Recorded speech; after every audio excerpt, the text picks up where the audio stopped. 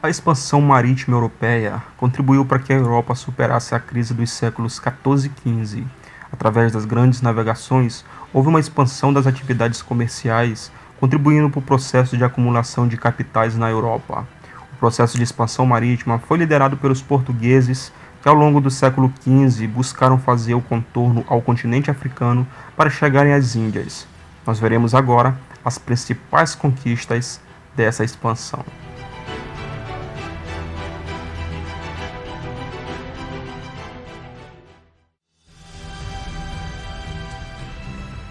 As especiarias são condimentos usados na culinária para proporcionar sabores diferentes nas comidas.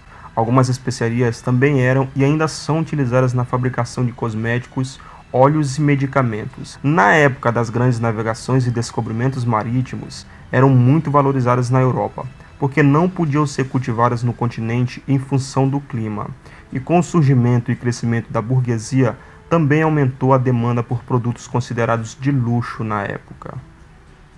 As rotas das especiarias foram rotas comerciais geradas pelo comércio de especiarias provenientes da Ásia. Essas rotas remontam à antiguidade greco-romana, interligando diversos povos ao longo do tempo, da Europa à Ásia, ligando importantes pontos comerciais e cruzando grande parte do mundo então conhecido. Essas rotas de especiarias para a Europa foram sucessivamente dominadas por mercadores.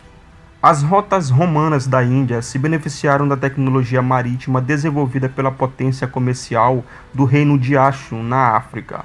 Roma viria a se relacionar com essa civilização, partilhando o conhecimento até meados do século VII, quando os muçulmanos bloquearam as rotas terrestres, impedindo o acesso dos mercadores europeus a Ashur e à Índia. Finalmente, os mercadores árabes assumiram o transporte de mercadorias para a Europa, principalmente através dos comerciantes de Veneza. Até que, em 1453, a queda de Constantinopla provocou novo bloqueio da rota de comércio, agora pelos turcos otomanos, o que aumentou o custo já elevado das especiarias. Desde o tempo das cruzadas que os italianos obtinham mercadorias orientais trazidas pelos árabes. Então os comerciantes das cidades italianas de Gênova e Veneza tinham monopólio das especiarias. Eles negociavam com os árabes e vendiam com alta porcentagem de lucro no mercado europeu. Essas especiarias eram levadas para a Europa através da rota do Mar Mediterrâneo. O Mar Mediterrâneo é esse que vocês estão vendo no mapa. Esse mar era dominado pelos comerciantes italianos. Por isso, os europeus tiveram de buscar novas rotas marítimas que levassem ao Extremo Oriente. Para se ter uma ideia do quão revolucionário foi a expansão, veja que essa parte amarela no mapa é o que os europeus conheciam do mundo na época. A partir do século XVI, a Europa Ocidental sofreu diversas transformações que promoveram o crescimento das cidades, das atividades comerciais e da ciência. Foi em meio a essas mudanças que as monarquias nacionais surgiram, contribuindo para o fortalecimento do poder real e acarretando no desaparecimento gradual da servidão e no declínio do mundo feudal. O processo de centralização política nas mãos do rei foi o símbolo da formação dos estados modernos na Europa. Os exemplos mais clássicos desse processo foram Espanha, Portugal e França. As mudanças na forma de governar tornaram mais claras as diferenças entre o mundo moderno e o mundo feudal. Entre os principais aspectos que caracterizam as monarquias nacionais estão a burocracia administrativa, que ganhou um corpo de funcionários que tinham a função de desempenhar tarefas de administração pública, a força militar, que gerou a necessidade de criação de um exército nacional para conter possíveis invasões ou confrontos com outros países e também para estabelecer ordem pública na sociedade. Leis e justiças unificadas, que foram responsáveis pela formação de leis que possuíam caráter de manutenção da ordem, além de melhor proteger os direitos e deveres dos cidadãos. Sistema burocrático que marcou o surgimento das tarifas e tributos cobrados pelo rei para sustentar as despesas públicas. A burguesia se beneficiou com a existência de uma só língua, uma só moeda e mais segurança nas transações comerciais. O rei também se beneficiou, pois obteve mais dinheiro, exército e poder em suas mãos. Desta aliança, surgiram as monarquias nacionais, territórios unificados sob o comando de um rei com amplos poderes na mão. Portugal sempre esteve à sombra do Reino de Castela, que hoje é Espanha, um reino vizinho que almejava conquistar o país e anexá-lo a seu território. A integridade do território português esteve gravemente ameaçada no final do século XIV.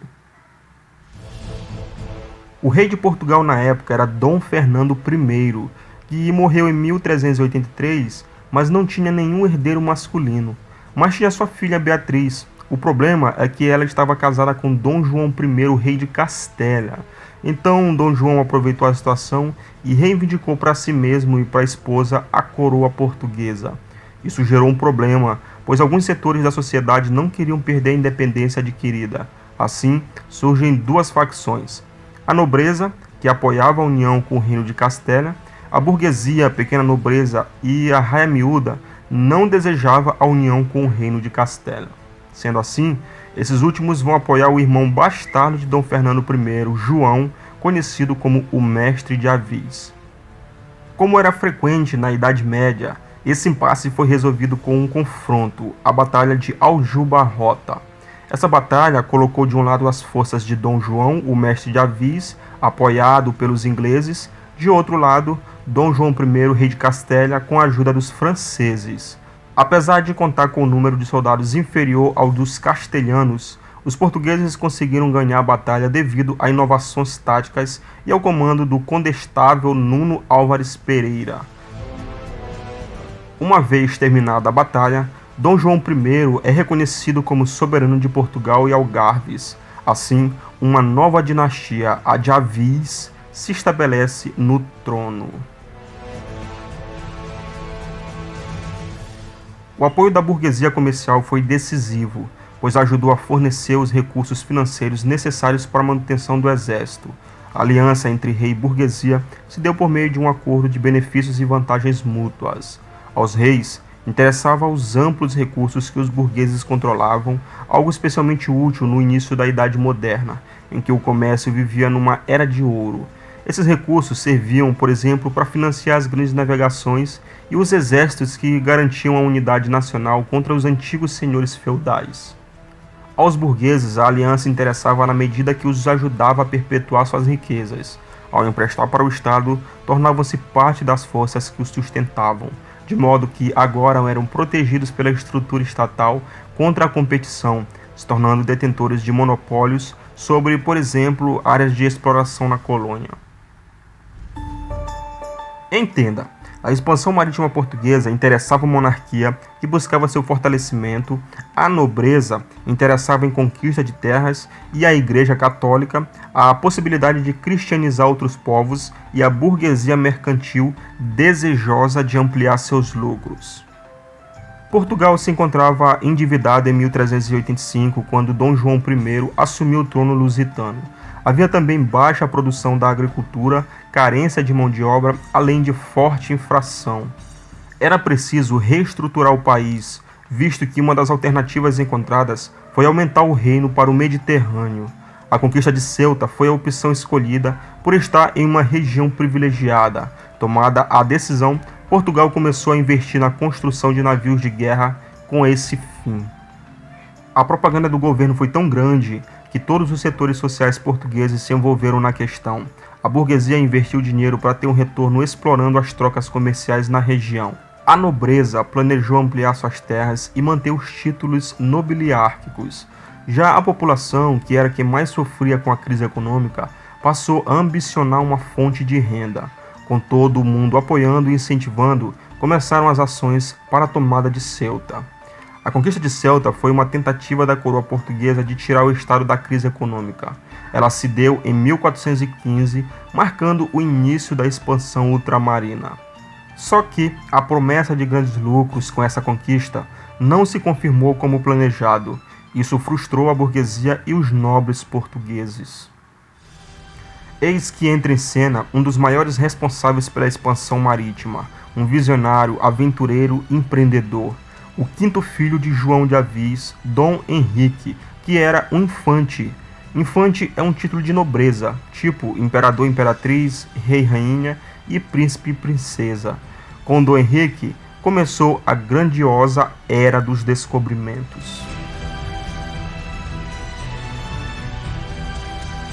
O desejo da expansão do comércio e do cristianismo conduziu Dom Henrique ao sonho aparentemente impossível de chegar a terras desconhecidas e misteriosas. Depois da expedição a Celta, projeto que ele se envolveu muito, mais confiante e determinado, ficou com vontade de iniciar as empreitadas marítimas. Pela sua iniciativa na primeira metade do século XV, navegadores portugueses começaram a explorar a costa ocidental da África e a se aventurarem nas águas ferventes do Atlântico, povoadas de monstros inimagináveis. As aventuras eram arriscadas, os homens tinham medo, mas o infante nunca pensou em desistir. Para vencer correntes e marés, ele investiu em formação, conhecimento e experiência. Decidiu criar em terras do Algarve uma escola que muitos chamam de Escola de Sagres. Porém, existem muitas dúvidas sobre a existência dessa escola. A ocupação de Ceuta foi o trampolim para as viagens e povoamento das Ilhas da Madeira e dos Açores, com incursões também nas Ilhas Canárias. Os arquipélagos da Madeira e dos Açores, situados no Oceano Atlântico, são desde o século XV parte importante do território português. Desabitados quando os portugueses chegaram, foram colonizados por pessoas da metrópole, fato que contribuiu para a estreita ligação com Portugal continental. Em 1419 e 1420, duas expedições portuguesas comandadas por João Gonçalves Arco, Tristão Vaz Teixeira e Bartolomeu Perestrelo largaram do Algarve e ocuparam as ilhas de Porto Santo e da Madeira. Gilenanes, que era escudeiro do infante, dobrou o cabo e navegou algumas milhas além do Bojador, até Angra dos Ruivos, comprovando a teoria do infante de que o mundo não acabava ali.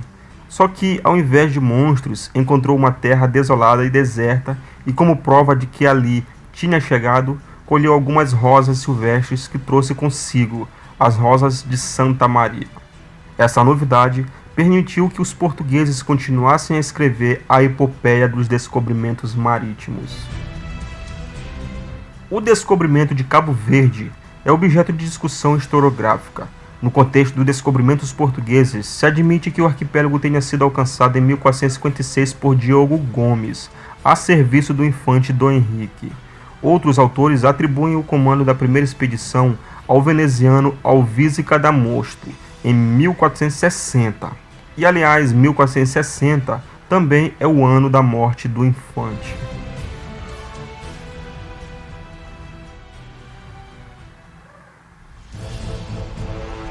Dom João II era sobrinho neto de Dom Henrique e sempre foi um grande defensor da política de exploração atlântica, inaugurada pelo infante no começo do século XV. O seu projeto de governo se baseava nas descobertas marítimas como propriedade fundamental. Diogo Cão foi escudeiro e depois cavaleiro da casa do infante Dom Henrique e foi enviado por Dom João II de Portugal para realizar duas viagens de descobrimento da costa sudoeste africana entre 1482 e 1486. Chegou a Foz do Zaire e avançou pelo interior do rio, tendo deixado uma inscrição comprovando a sua chegada. Estabeleceu as primeiras relações com o Reino do Congo. Ao chegar à foz do rio Zaire, Diogo Cão concluiu ter alcançado o ponto mais a sul do continente africano. Se um dia alguém lhe confiasse essa missão, navegar até onde nenhum homem jamais navegou, o que você faria? Vá até o fim da África, rumo ao desconhecido e veja o que encontra por lá. Você aceitaria? Mesmo sabendo que teria de atravessar mares traiçoeiros, com tempestades capazes de destruir seu navio em minutos?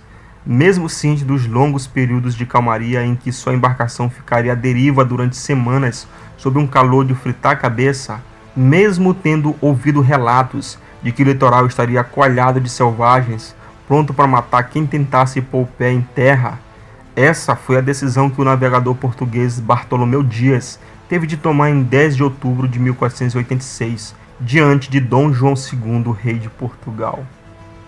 A expedição de Bartolomeu Dias saiu do porto de Lisboa no fim de agosto de 1487. O navegador comandava duas pequenas caravelas, São Cristóvão e São Pantaleão, cada uma com cerca de 50 toneladas. Além delas, Bartolomeu mandou preparar uma galeota, embarcação menor que levava a mais preciosa das cargas, água e comida extras. É possível que Bartolomeu, lendo os relatos de Diogo Cão, tenha sido alertado para um fato fundamental: as terras ao sul não tinham bons lugares para aportar e conseguir alimento. O motivo real da viagem foi mantido em segredo. Oficialmente, ela seria realizada para procurar o mítico reino de Preste João, uma suposta comunidade cristã perdida em meio a terras bárbaras. Nos bastidores, os portugueses já se preparavam para descobrir caminhos únicos para as Índias e tomar posse de novas terras. Em 3 de fevereiro de 1488, aos 34 graus de latitude, Bartolomeu finalmente avistou a tão sonhada esquina da África. A travessia foi feita sob ferozes tempestades, o que inspirou o navegador a batizar o local de Cabo das Tormentas. O nome, porém, teve vida curta. Em dezembro, 10 meses após realizar a façanha, Bartolomeu aportou em Lisboa. O rei Dom João II, exultante com a nova rota comercial, preferiu deixar para a história um nome menos sombrio e rebatizou o lugar com Cabo da Boa Esperança. Depois de meio século de viagens de reconhecimento ao longo da costa da África, os portugueses chegaram por fim ao Oriente numa significativa viagem de 1.300 milhas de Lisboa à costa do Malabar. O êxito desta perigosa missão de 2 anos põe fim ao monopólio árabe do lucrativo comércio de especiarias e instaura o poder europeu no Extremo Oriente, que se manteria por 4 séculos. O responsável por comandar essa missão foi Vasco da Gama. O novo rei, Dom Manuel I, encarregou Vasco da Gama para a empreitada. Em 20 de maio de 1498, Vasco da Gama chega a Calicut, na Índia. Aí, contactou o soberano local, adquiriu uma quantidade razoável de especiarias e regressou a Lisboa como um herói. A frota que Vasco da Gama chefiou era a maior e mais bem organizada das expedições portuguesas de exploração marítima. 2 das 4 naus haviam sido construídas especialmente para esta missão sob as ordens do experiente Bartolomeu Dias. No dia 9 de março de 1500, Pedro Álvares Cabral deu início à viagem que resultaria na chegada dos europeus ao Brasil. Pelo menos oficialmente, né? Acredita-se que muito antes disso, outros navegadores já teriam aportado aqui nessas terras. Então, com 32 ou 33 anos, ele partiu de Lisboa com uma frota de 13 navios com o objetivo de chegar à Índia contornando a África. No dia 9 de abril, a frota havia passado a linha do Equador e navegou rumo a oeste, afastando-se o máximo possível do continente africano, utilizando uma técnica de navegação conhecida como a volta do mar. Os marujos avistaram algas marinhas no dia 21 de abril, o que os levou a acreditar que estavam próximo da costa. No dia seguinte, 22 de abril de 1500, a frota ancorou perto do que Cabral batizou de Monte Pascoal, já que era Semana de Páscoa. Na verdade, Cabral havia chegado a um novo e imenso continente para os europeus.